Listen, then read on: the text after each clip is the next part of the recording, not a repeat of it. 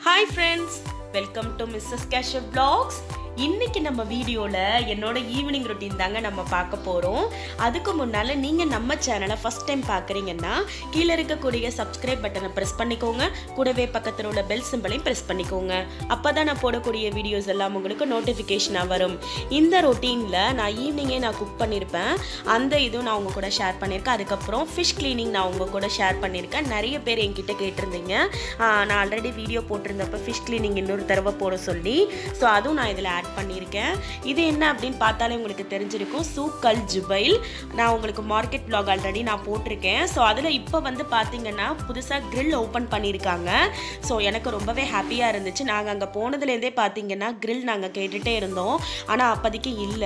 இப்போ அங்க வந்து ஓபன் பண்ணிருக்காங்க. நாங்க அபுதாபில இருக்கும்போது மீனா ஃபிஷ் மார்க்கெட் இருக்கும் அங்க. அங்க இருக்கிறவங்களுக்கு கண்டிப்பா தெரிஞ்சிருக்கும். அங்க வந்து இந்த மாதிரி நிறைய grill shops இருக்கும். ரொம்ப சூப்பரா இருக்கும். grill fish மட்டும் நம்ம ஒரே ஒரு fish சாப்பிட்டுட்டோம் அப்படினா ரொம்பவே வயிறு நல்லா ஃபில்லிங்கா இருக்கும். சோ அந்த மாதிரி டைம்ல சாப்பிட்டுக்கலாம். fish வந்து grill பண்ணி சாப்பிடுறதும் ரொம்ப நல்லதும் கூட தான். சோ எங்களுக்கு இங்க வந்து ஓபன் பண்ணிருக்காங்க அப்படினு சொன்னது எங்களுக்கு ரொம்ப ஹாப்பியா இருந்துச்சு. ஆனா டைமிங் வந்து பாத்தீங்கன்னா ரொம்ப ஷார்ட் டைமிங் தான். ஈவினிங் பாத்தீங்கன்னா நைட் டைம் அப்படினு பார்த்தா நைட் வந்து ஒரு 8 மணியோட முடிஞ்சிரும் அப்படிங்கற மாதிரி சொல்றாங்க. மேக்ஸिमम 8 அப்படிங்கற மாதிரி தான் சொல்றாங்க. 8 to 9 அதுக்குள்ள முடிஞ்சிரும்னு.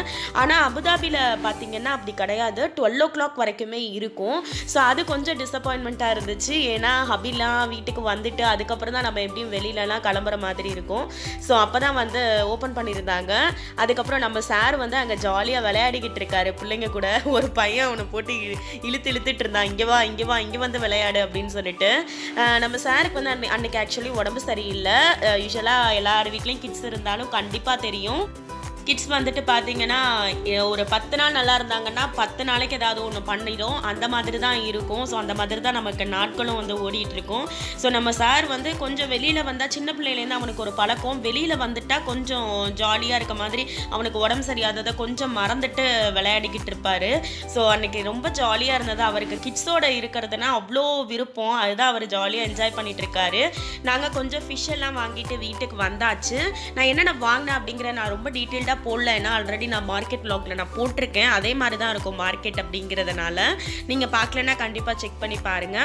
வீட்டுக்கு வந்ததும் பாத்தீங்கன்னா நான் சாம்பாருக்காக நான் வெஜிடபிள்ஸ்லாம் கட் பண்ணி வச்சிருக்கேன். அவரைக்காய், கத்திரிக்காய், முள்ளங்கி இது போட்டு தான் நான் வந்து சாம்பார் செய்யலாம் அப்படின்னு வச்சிருக்கேன். நான் உங்ககிட்ட ஆல்ரெடி சொன்ன மாதிரி என்னைக்காவது ஒரு நாள் சாம்பார் அப்படின்னா அதில் நான் வந்து மோஸ்ட்லி எல்லா வெஜிடபிள்ஸுமே நான் ஆட் பண்ணி நான் செஞ்சுருவேன். ஸோ அந்த மாதிரி செஞ்சிடுறது. அன்னைக்கு ஈவினிங் வந்து குக்கிங் பண்ணிட்டேன். நான் சாம்பாரும் நான் டீட்டெயில்டாக போடல. நான் சாம்பார் பவுடர் யூஸ் பண்ணி தான் நான் செய்வேன். அம்மா எனக்கு ஊர்லேருந்து கொடுத்து விட்டது. ஸோ அந்த மாதிரி தான். அதுவும் நான் டீட்டெயில்டாக இதில் ஆட் பண்ணலை. அன்னைக்கு வந்து பார்த்தீங்கன்னா சாம்பார், ரசம் வச்சாச்சு. ஏன் வந்து அன்னைக்கு வந்து ஈவினிங் குக்கிங் அப்படின்னு பார்த்தீங்கன்னா என் பையனுக்கு வந்து மோஸ்ட்லி உடம்பு முடியல அப்படின்னா அப்போ அவர் வந்து கண்டிப்பாக நர்சரி போக மாட்டார். ஸோ என் ஹப்பி வந்து ஈவினிங் டைம் வீட்டில் இருப்பாங்க, நைட் டைம் அப்படிங்கிறதுனால அவங்க இருக்கிறதோட நான் கொஞ்சம் வேலையெல்லாம் முடிச்சிட்டேன் அப்படின்னா நெக்ஸ்ட் டே வந்து பார்த்திங்கன்னா நான் என் பையன் கூட டைம் ஸ்பெண்ட் பண்ணுறதுக்கு கரெக்டாக இருக்கும். ஏன்னா நமக்கு குக்கிங் ரொம்ப பெரிய வேலை அப்படிங்கிறதுனால. அதுக்கப்புறம் பார்த்திங்கன்னா ஃபிஷ் கிளீனிங் செக்ஷனுக்கு வரலாம். இது வந்து பொம்ஃப்ரெட் பவ்வா மீன் சொல்லுவோம் இல்லையா, அதுதான் பொம்ஃப்ரெட். பொம்ஃப்ரெட் எனக்கு ரொம்ப பிடிக்கும். சாப்பிட்றதுக்கும் ரொம்ப சூப்பராக இருக்கும். முள் அதிகமாக இதில் இருக்காது.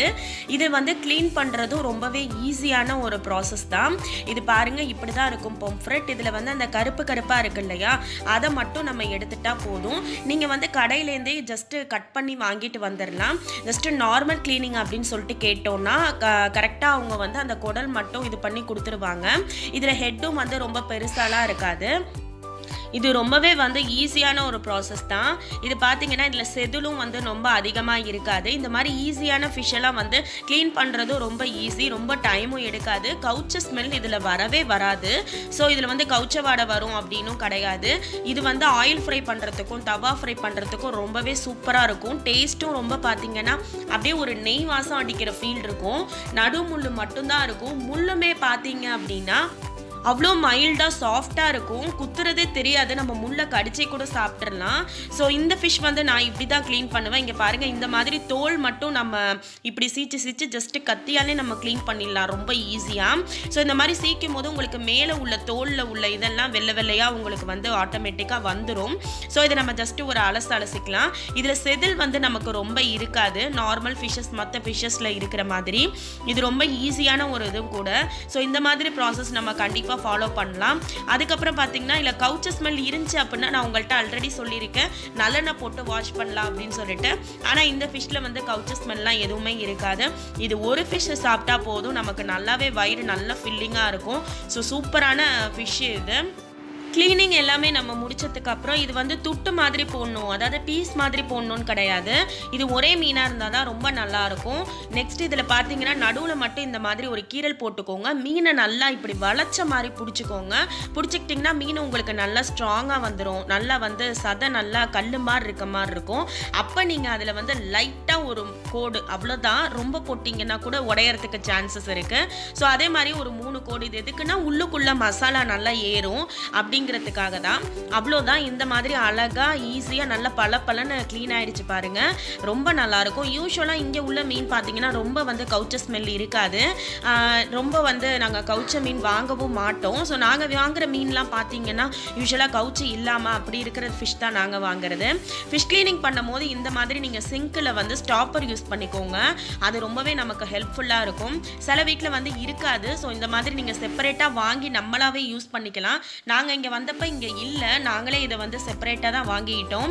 டே டு டேல தான் வாங்கினது. 2 இது வந்து 20 dirhams 15 dirhams அப்படின்னு சொல்லிட்டு தான் நாங்கள் வாங்கினோம். ஸோ இந்த மாதிரி நம்ம ஊர்லேயும் கண்டிப்பாக கிடைக்கும், நீங்களும் அதே மாதிரியே வாங்கி யூஸ் பண்ணிக்கோங்க. அதில் பார்த்தீங்கன்னா நம்ம மீனோட இது எல்லாத்தையுமே நம்ம எடுத்துடலாம் கம்ப்ளீட்டாக. இதுக்கப்புறம் சிங்க்கு க்ளீன் பண்ணுறது. ரொம்ப வந்து கவுச்சி மீனாக இருந்தால் தான் வீடு ஃபுல்லாக வந்து கவுச்ச வர்ற மாதிரி ஸ்மெல் இருக்கும். கவுச்சி மீன் இல்லை அப்படின்னா நார்மலாகவே நம்ம க்ளீன் பண்ணிடலாம். நார்மலாக டெட்டால் அந்த மாதிரி வாஷ் பண்ணிட்டாலே சிங்க்கு நல்ல ஒரு இதாக ஹைஜீனிக்காகவும் நமக்கு ஃபீல் ஆகும், ரொம்ப ஒன்றும் பேட் ஸ்மெல் வர மாதிரியும் இருக்காது. ஃபைனலாக நம்மளோட மீன் நல்லா சூப்பராக க்ளீன் பண்ணி நல்லா பலன்னு ரெடி ஆகிடுச்சு பாருங்கள், சூப்பராக இருக்குது பார்க்கவே.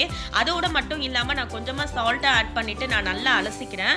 அது ஏன் அப்படின்னா மேலாப்பில் தோலில் வந்து எதுவும் சின்ன அசடு அந்த மாதிரி இருந்தாலுமே கூட நம்ம உப்பு வச்சு க்ளீன் பண்ணுறப்ப எல்லாமே நல்லா வளவலன்னு வெளியில் வந்துடும்.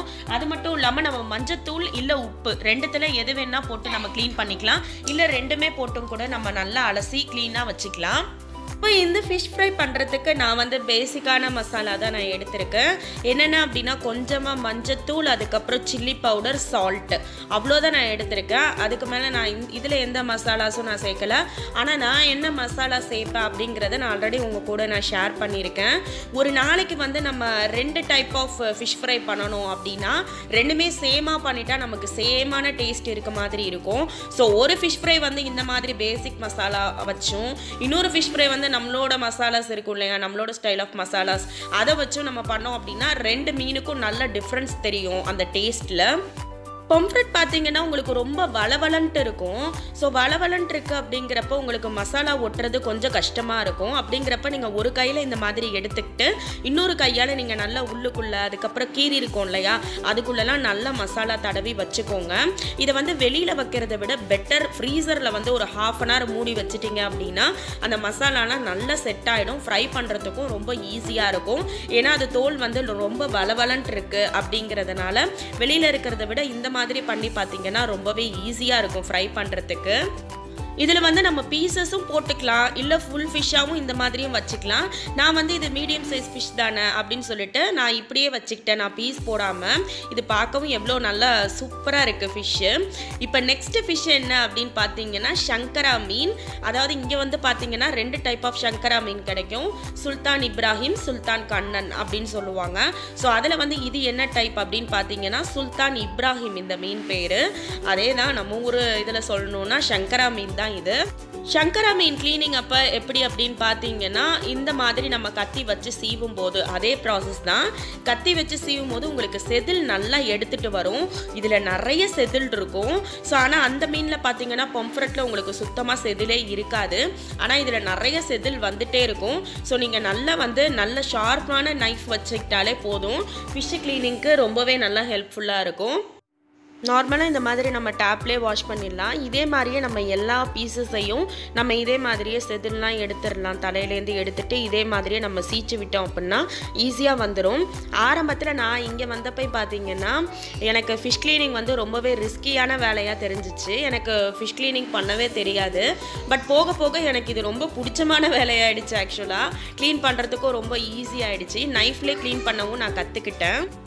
ஹெட்டில் பார்த்தீங்கன்னா இந்த தலைக்கிட்ட இந்த ஒரு செதில் இருக்குங்க இல்லையா, அதை மட்டும் நீங்கள் இப்படி எடுத்து விட்டுருங்க. அந்த ஒரு செதில் மட்டும் நமக்கு தேவையில்லாததான் அது. நெக்ஸ்ட்டு இந்த மாதிரி வாய் பகுதியில் வந்து இதை அப்படியே எடுத்துருங்க. இது நமக்கு தேவையில்லாதது. ஸோ இதை நம்ம வந்து டிஸ்போஸ் பண்ணிடலாம். அதே மாதிரியே இந்த சைடும் இப்படி நீங்கள் லைட்டாக உள்ளால் ப்ரெஸ் பண்ணிங்க அப்படின்னா ஈஸியாக நமக்கு அந்த செதிலும் நல்லா எடுத்துகிட்டு வந்துடும். ஸோ அவ்வளோதான், ஹெட்டோட க்ளீனிங்கும் நமக்கு முடிஞ்சிருச்சு. ஹெட்டுக்குள்ளேயும் பார்த்தீங்கன்னா கொஞ்சம் பிளட்டு மாதிரிலாம் வர மாதிரி இருக்கும். அதையும் நீங்கள் நல்லா எடுத்து க்ளீன் பண்ணிக்கோங்க. நல்லா பளிச்சுன்னு ஆயிடும் நம்ம மீன். இந்த பாருங்க உள்ளுக்குள்ள இந்த மாதிரி இருக்கு இல்லையா. ஸோ இதை நீங்கள் ஜஸ்ட் வந்து இந்த மாதிரி தண்ணிக்குள்ளே விட்டுட்டு நல்லா கையால் இப்படி அலசி விட்டீங்க அப்படின்னா உங்களுக்கு அது ஆட்டோமேட்டிக்காக அது உங்களுக்கு வெளியில் வந்துடும்.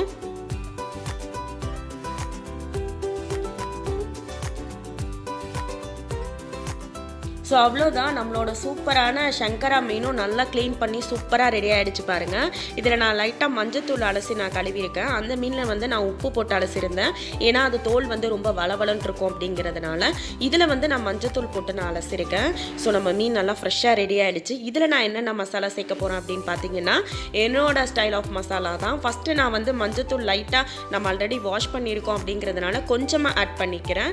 அதுக்கப்புறமா பார்த்தீங்கன்னா சில்லி பவுடர், தேவையான அளவு சில்லி பவுடர் நான் எடுத்திருக்கேன்.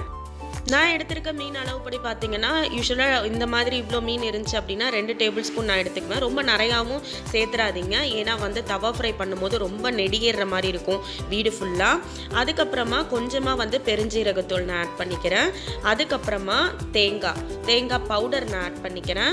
உங்கள்கிட்ட பேஸ்ட் இருந்துச்சு அப்படின்னா நீங்கள் பேஸ்ட் ஆட் பண்ணிக்கோங்க. இது நான் செப்பரேட் வீடியோவாகவும் நான் இன்னும் டீட்டெயில்டாக நான் நம்ம சேனலில் போட்டிருக்கேன். ஃபிஷ் ஃப்ரை எப்படி பண்ணுறது என்னோட ஸ்டைல் ஆஃப் மசாலாலாம் அப்படின்னு. ஸோ செக் பண்ணலனா நீங்கள் கண்டிப்பாக செக் பண்ணி பாருங்கள். மேபி அது உங்களுக்கு டிஃப்ரெண்ட்டாகவும் ரொம்ப யூஸ்ஃபுல்லாகவும் இருக்கலாம். நெக்ஸ்ட்டு பார்த்தீங்கன்னா சால்ட்டு. அவ்வளோதான், இதுதான் இன்க்ரீடியன்ஸ். இதில் வந்து நம்ம தேங்காய் சேர்க்கறதுனால ரொம்ப இனிச்சிக்கிட்டு ரொம்ப சூப்பராக இருக்கும். மீனில் வந்து உங்களுக்கு கவுச்சையும் தெரியாது. ஸோ இது வந்து கடல் மீன் தான் அப்படிங்கிறதுனால கடல் மீனில் யூஸ்வலாக உங்களுக்கு கவுச்சை இருக்காது.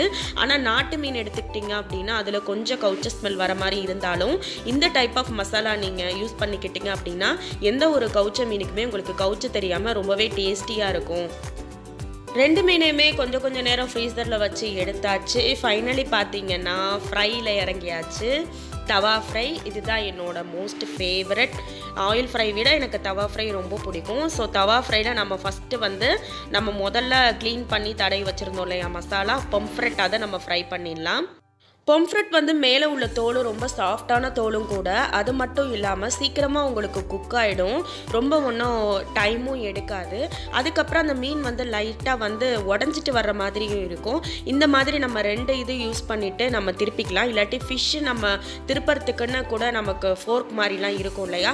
ஸோ அந்த மாதிரி இது யூஸ் பண்ணி நம்ம ஃபிஷ் ஃப்ரை பண்ணோம் அப்படின்னா மீன் நல்லா உடையாமல் உங்களுக்கு அப்படியே அதோட ஷேப் நமக்கு கிடைக்கும். பாருங்கள் எவ்வளோ சூப்பராக ரெடி ஆகிட்டு இருக்குன்னு. ஸோ மீன் வறுக்கும் போது கொஞ்சமாக வந்து கறி லீவ்ஸ் ஆட் பண்ணிக்கோங்க. நல்லா வாசமாக சூப்பராக இருக்கும். நீங்கள் லைட்டாக வந்து கடைசி நேரத்தில் சிம்மில் வச்சுருங்க. ரொம்ப நீங்கள் ஹை ஃப்ளேமில் வச்சிங்கன்னா தீயறதுக்கு சான்சஸ் இருக்குது. 2 பக்கமும் வெந்துருச்சு ஆனால் எனக்கு இன்னும் கொஞ்சம் நல்லா கிறிஸ்பியாக வேணும் அப்படின்னா நீங்கள் கொஞ்சமாக வந்து அடுப்பை சிம்மில் வச்சு எடுத்துட்டிங்கன்னா சூப்பராக கிறிஸ்பியாக ரெடி ஆகிடும். நெக்ஸ்ட்டு நம்மளோட சங்கரா மீன். யூஸ்வலாகவே ஃபிஷ் ஃப்ரைஸ் பார்த்தீங்கன்னா சாம்பார், ரசம், அதுக்கப்புறம் லெமன் ரைஸ், அதுக்கப்புறம் புளி சாதம் எல்லாத்துக்குமே ரொம்ப சூப்பர்பான காம்போ. இன்றைக்கி நம்ம வீட்டில் என்ன அப்படின்னு பார்த்தீங்கன்னா சாம்பார், ரசம், அதோட இந்த 2 டைப் ஆஃப் ஃபிஷ் ஃப்ரை.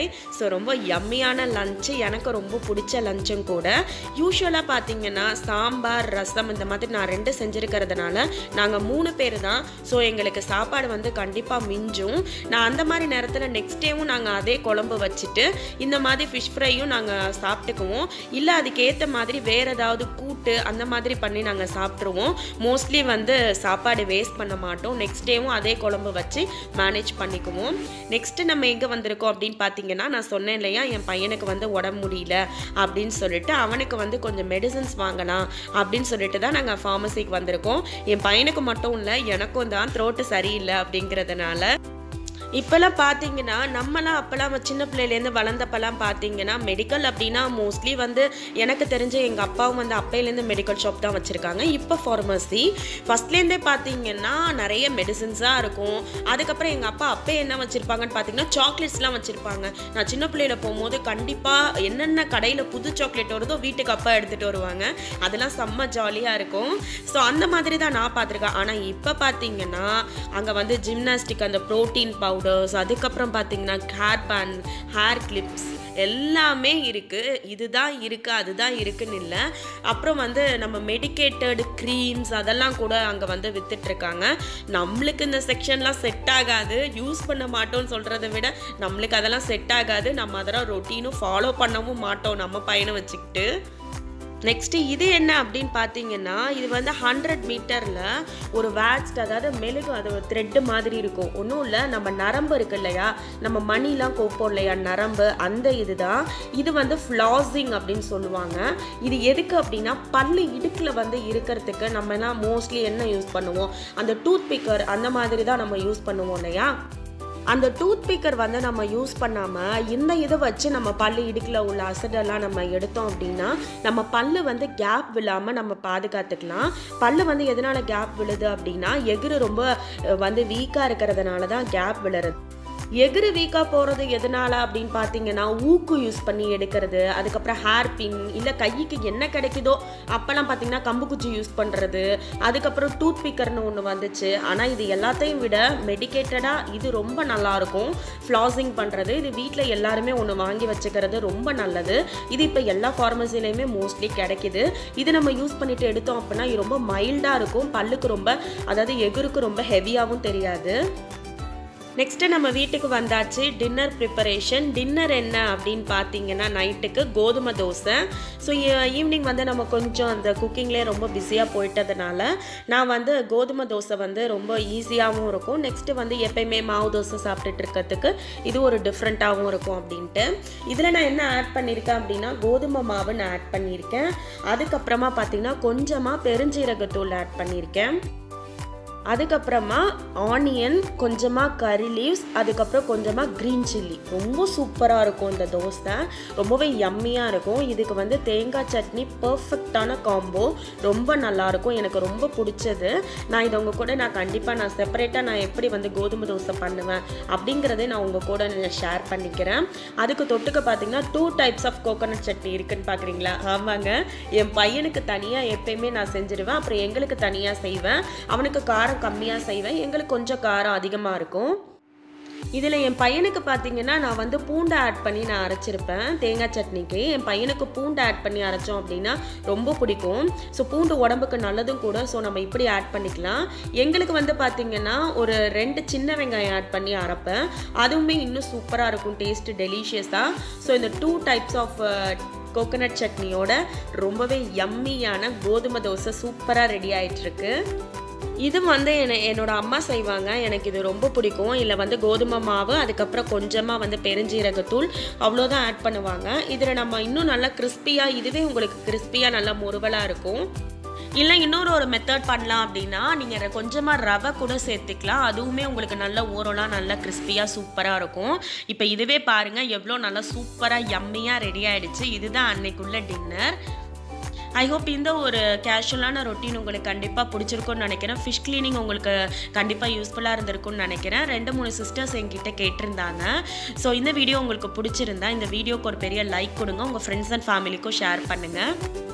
நான் நெக்ஸ்ட் வீடியோவில் உங்களை மீட் பண்ணுறேன். அது வரைக்கும் see you, take care, bye.